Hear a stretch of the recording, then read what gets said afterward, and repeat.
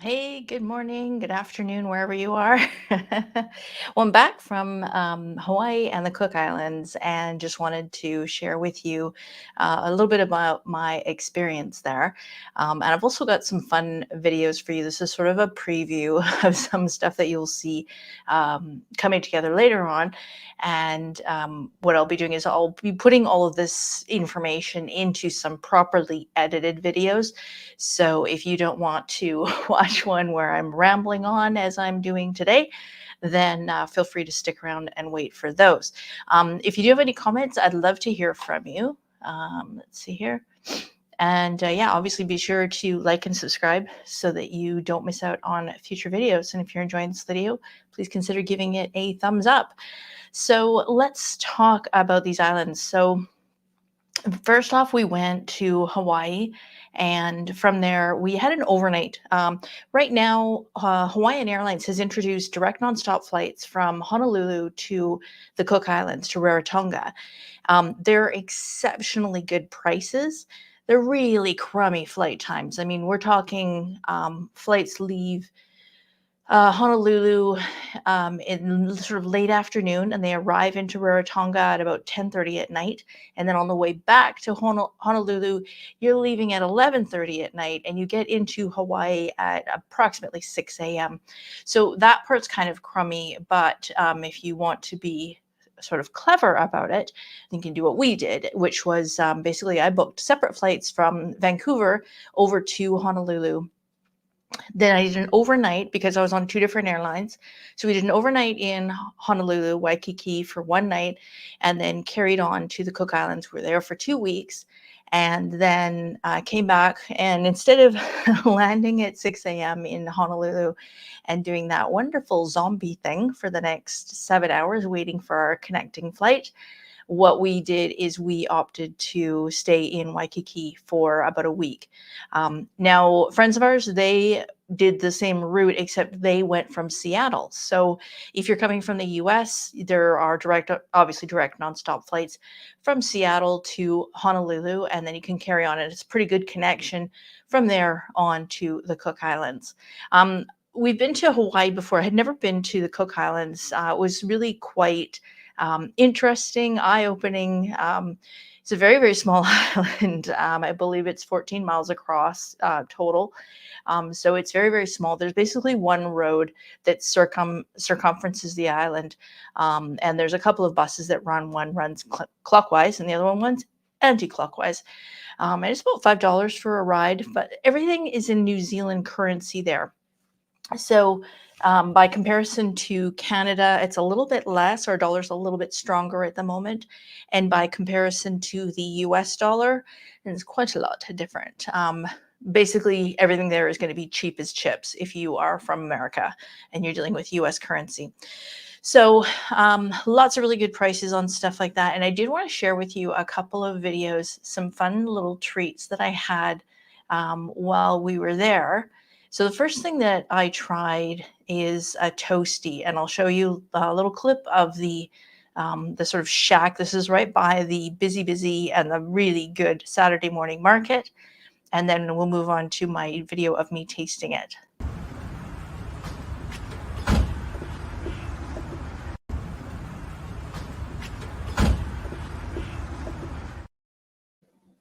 Okay, so I hopefully get sound on these. If you're watching, would love to hear from you, where you're watching from, if you've been to Hawaii, if you've been recently, and if you've ever been to the Cook Islands before.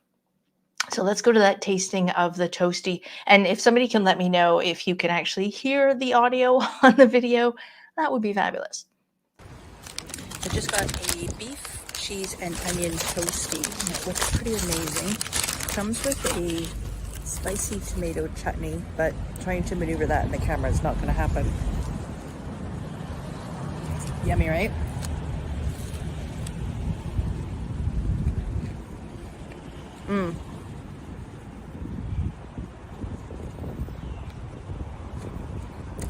That is delicious. This was $6.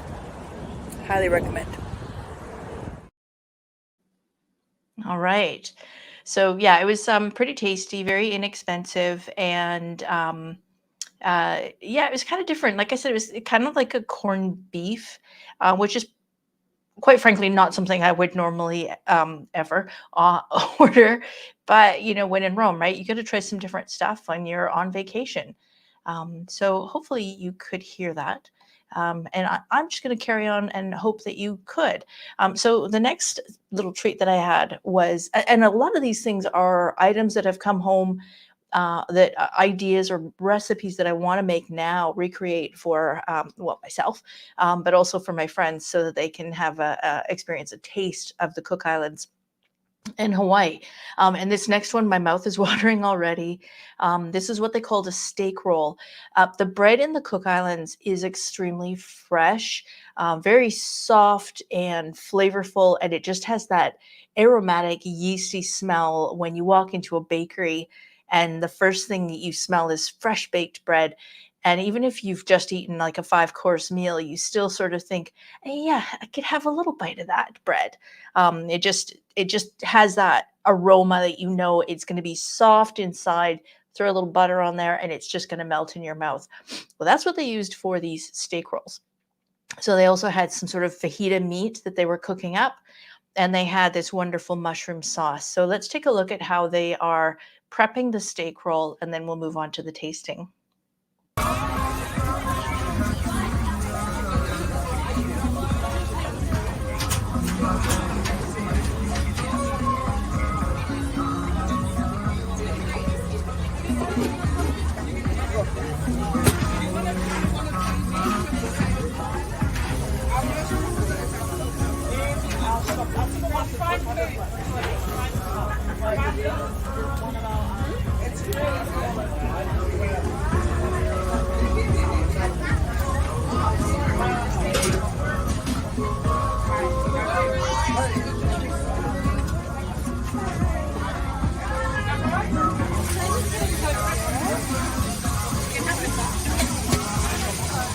Perfect. Thank you very much.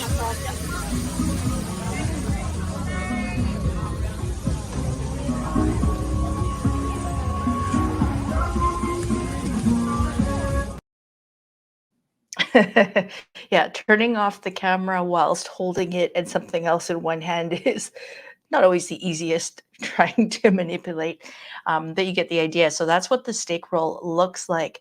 I should have prefaced this by saying that any of the videos where I'm trying out these foods and tasting things, well, they're probably after I've been walking around hot and sweaty, not with makeup, not necessarily looking camera ready as I would like to be. But this is the real deal, and this is you getting to watch the experience as I try these things and see how they taste. This one should crack you up a little bit. So we're here at the market, and I've seen a bunch of people walking around with these, I call them steak rolls, and I've asked a couple of people, and this right here is apparently the place to get them. They're $10. It's basically grilled steak, almost like fajita meat, with a mushroom sauce, which is garlicky and insanely good. Take a bite.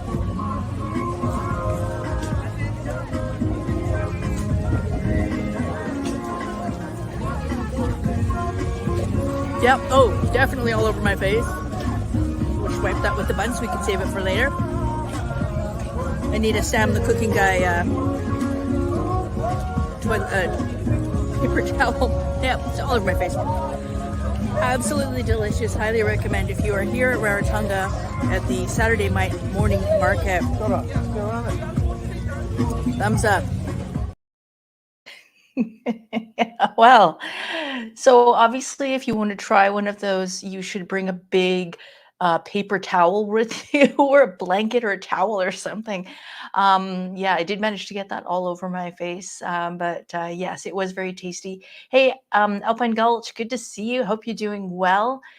It was absolutely as good as it looked. Really, really enjoyed that.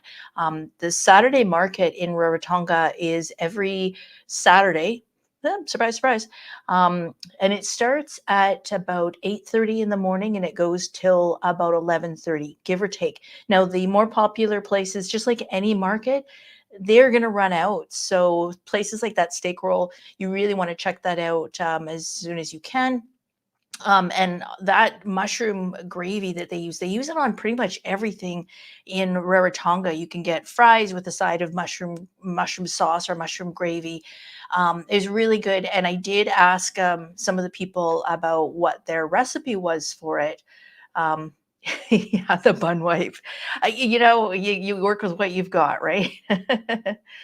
Now, what I found is one of the places that we went to that I didn't get a video of was actually really good, the Pacific Fish and Chip Shop. And that was actually really close to the house rental that we had in Rarotonga.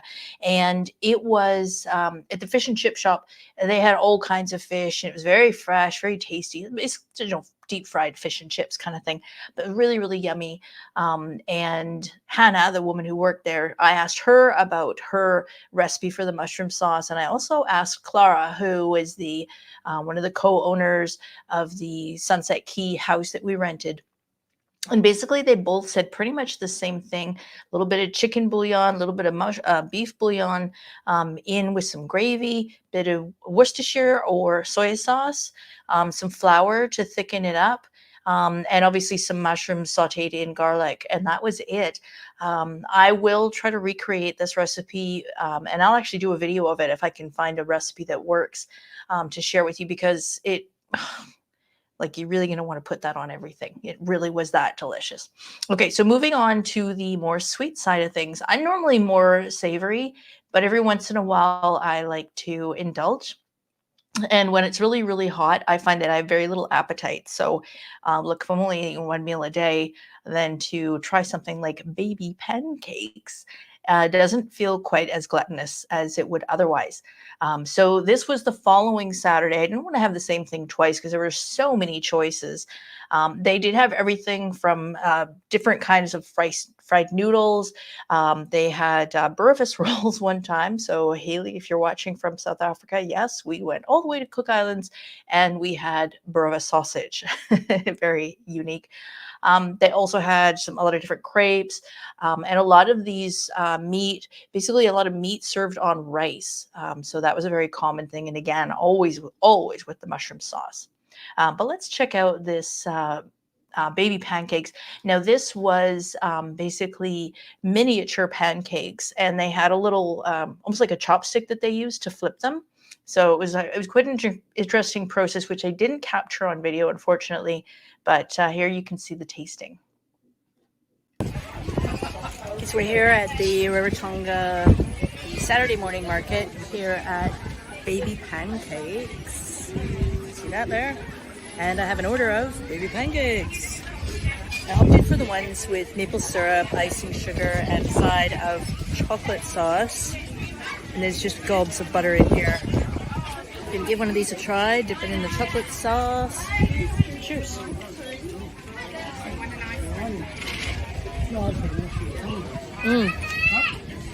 Really good. They're fluffy and light. Got that eggy taste of the pancake, and the butter is delicious. Thumbs up for sure. Yeah, those were definitely very tasty. Now, one interesting thing is, my thought was this is kind of an interesting twist on what you often see at the fairs, which is the mini donuts, the donut holes. And a friend of mine, he decided that he didn't want the baby pancakes. He wanted baby donuts, which is basically mini donuts. And they're basically the same as what you would get at any state fair or something like that. They come with the powdered sugar on top, or you can get them with cinnamon. They had just plain ones, so it was just the cinnamon, the baking sugar powder, whatever it's called, that sugar stuff, confectionery sugar. I had finished my pancakes, which had the big dollop of butter, maple syrup, and chocolate sauce. And so they chose to dip their donuts into the sauce that was remaining. And I would say actually that was better. If you own a mini donut shop and you are watching this, this is definitely something that you are going to want to add to your food cart because it was unbelievable. I'm sure that combination is nothing new, but flavor-wise, it was fantastic. And the really cool thing was the texture of the donut combined with all those flavors really made it a lot more interesting. The little pancakes were nice, but because they were soft, they didn't add that texture component, which does certainly add something. Now, I'm just going to take that off for a second. My mouse keeps dying. I wanted to add that I've actually added channel memberships now. So if you're looking for a little bit more behind the scenes BTS, or you're looking for just more in-depth information, that kind of thing, I've added channel memberships. So this is something that you can sign on for, and there's all kinds of member polls that I'll be doing. I do regular community posts pretty much every day, try to do it every day, but there's going to be a little bit more content if you are a channel member. So it's just a fun extra place for everybody to engage. So I hope you join me on there. Okay, so now those were the main treats that we tried that I did samples of in Rarotonga. And now we're going to move over to Honolulu, Waikiki. The first place that we went to was a tiki lounge. And I decided I wanted something after the pancakes and the steak roll and the fish and chips and gravy, that I kind of wanted something healthy. So I decided to opt for a salad. So let's check this video out. So we're here at the Tiki Lounge and just enjoying some lunch and a little beverage. I've got a watermelon seltzer here, which is quite nice. It's sort of a vodka drink mixed with watermelon flavor, light and refreshing. And then I also have, I'll show you here, so it's a beet salad. Maybe a bit better, there you go. It's boursin, beets, and I'd say a balsamic dressing. I think we've got some pea greens on the top. Had some. And we'll finish off with macadamia nuts.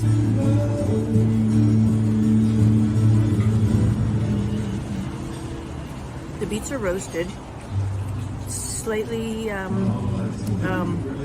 pickled, I'd say maybe. And the pink is the boursin cheese with the pink from the beets. I mean, it's gonna run into that anyways.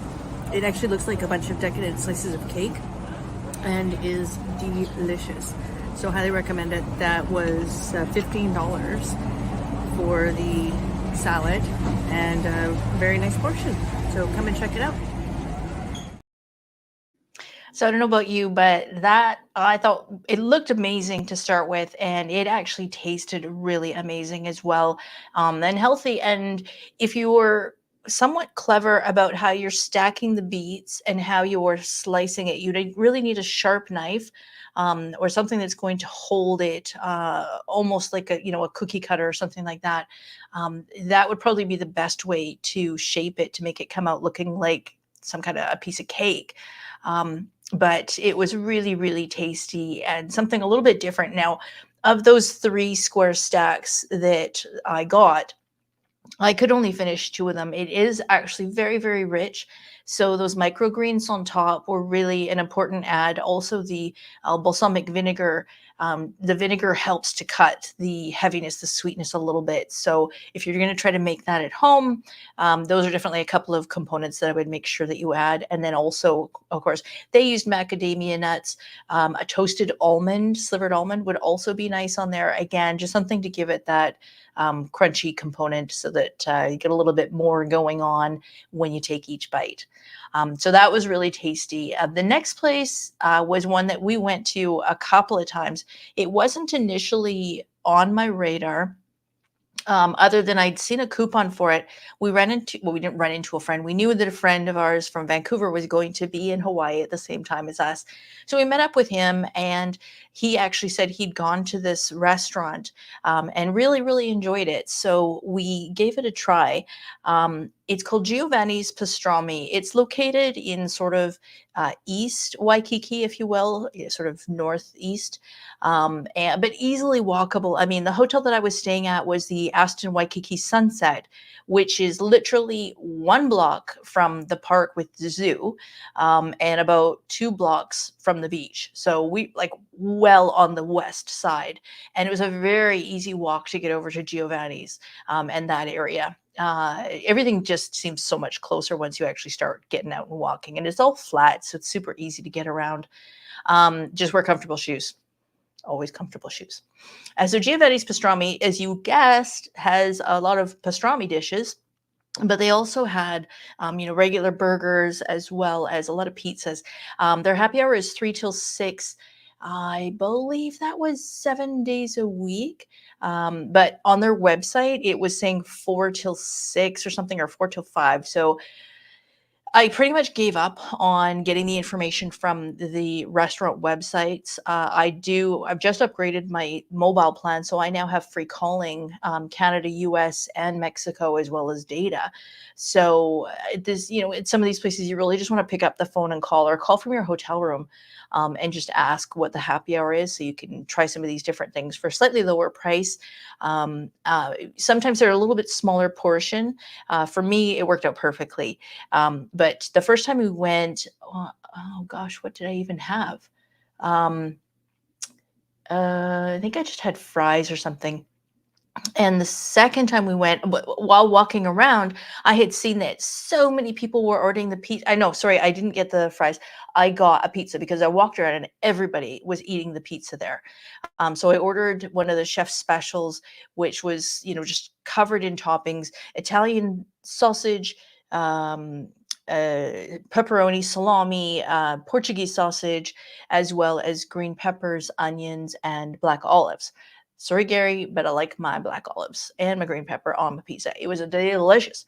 So we went back a second time, and I tried the pepperoni pizza, and decided I would make a video for you to show you what it was like actually giving it a try and some of the aspects of the pizza. So let's check it out.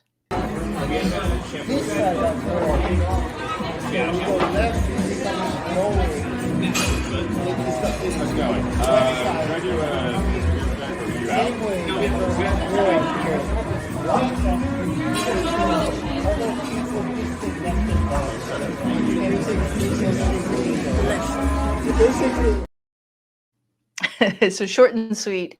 But what was really nice is the way the crust held up. It was really light and crispy.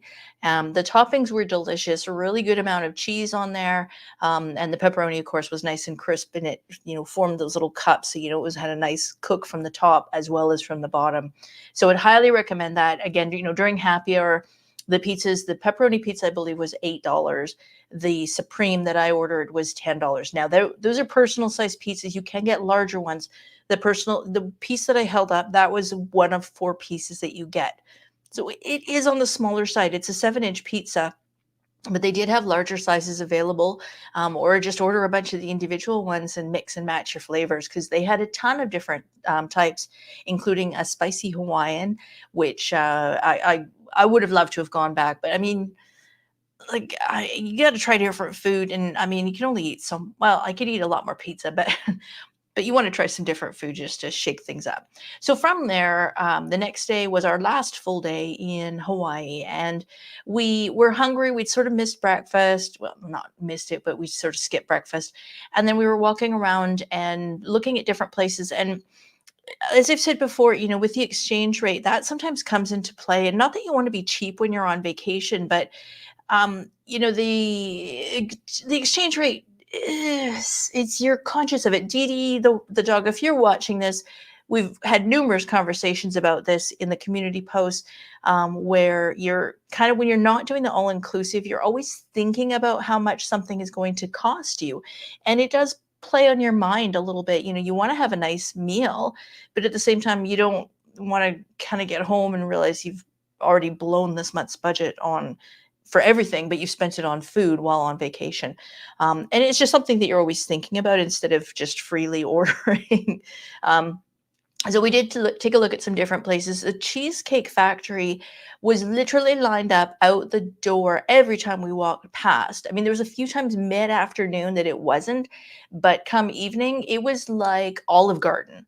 Like, hello, people, there are other places where you could be eating, but it was crazy. And it wasn't that inexpensive, but the food did look very good and really quite healthy portion sizes.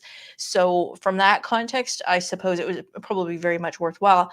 But if something's going to cost $20 or $25, for me, that's more like 30, 32. And to have a salad for $32, I kind of find that hard to justify, as you might imagine.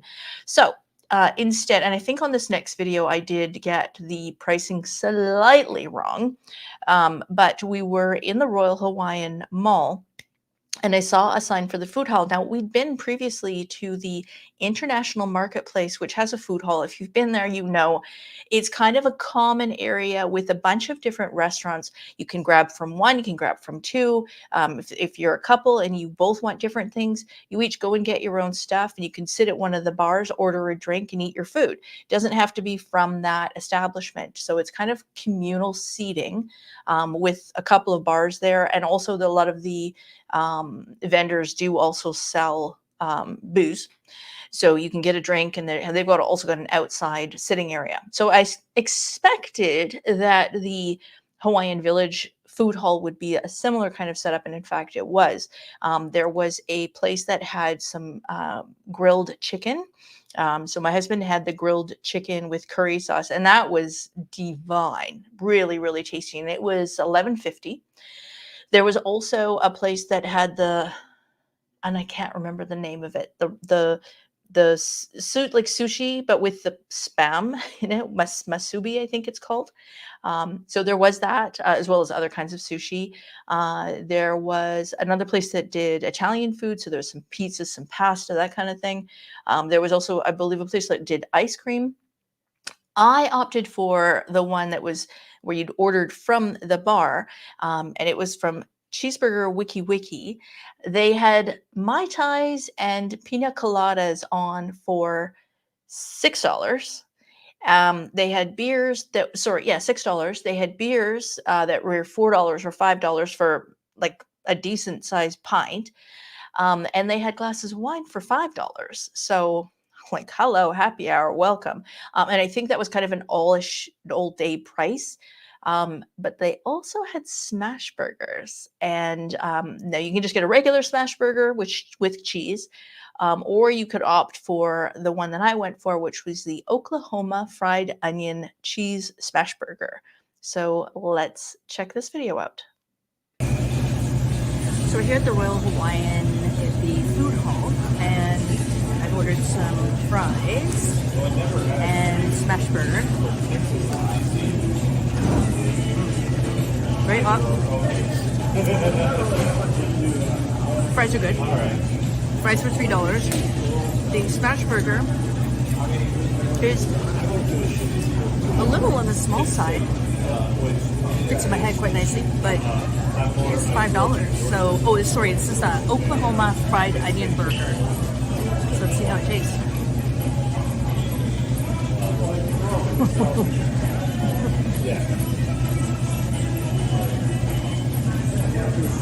Damn, that is a tasty burger. Okay, so this place is a little hidden treasure. You can get a Mai Tai for $5. It's probably gonna knock you off your foot, off your butt. You can get a Kirin for $4. Then they have a bunch of other beers that are $5. They have a bunch of wines that are $5. So we're in Building C. This is the third floor at the Royal Hawaiian Hotel Complex, right off of the main drive. And really, gotta say, thumbs up on this. Gotta come here and try it. This meal, that with the drink is $13. Can't go wrong. So come and check it out. So if you've been watching my videos for a little while, you know that my math pretty much sucks. So I did get those numbers a little bit wrong, but nonetheless, I mean, those are incredible prices. And man, that food looked good. I mean, if you're watching right now, are you not hungry for one of those cheeseburgers? I mean, yes, you should. I mean, and now I'm not going to say we had a lot of poke. In fact, if you go to Yard House, you can get poke nachos, which again, happy hour, they're about half price. So if you want to try something different, and especially don't want to break the bank whilst doing it, definitely check out the happy hour for some different stuff like this. The poke nachos were absolutely delightful. So we did have a lot of the local stuff, but sometimes you're just hungry. And that burger was very satisfying and tasty. The onions added a nice salty component to it.